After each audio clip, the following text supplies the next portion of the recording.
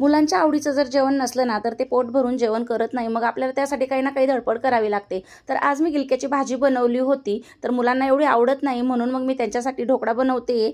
तर पहिले मी त्यांना भाजी चपाती दिली, तोपर्यंत ढोकळा बनवते. थोडी भाजी चपाती खाल्ल्यानंतर त्यांना हा ढोकळा देणार, कारण मुलांना अशा वस्तू खूप आवडतात. तर ना मी इथं बेसन पिठाचा ढोकळा बनवून घेतलेला आहे. खूप छान सॉफ्ट आणि स्पॉन्जी असा बनलेला आहे. तुम्हाला मी पुढे दाखवणारच आहे कशा पद्धतीचा झालेला आहे. अगदी जाळीदार बनला होता आणि खूप सोप्या पद्धतीने, रवा वगैरे काहीही घातलं नाही, फक्त बेसन पिठापासून मी बनवलेला आहे.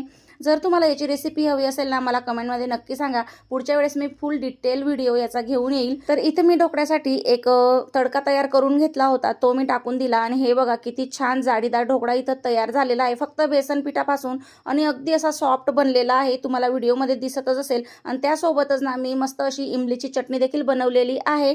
तर कसा वाटला तुम्हाला हा ढोकळा, मला कमेंट करून नक्की सांगा. भेटूया पुढच्या व्हिडिओमध्ये. बाय.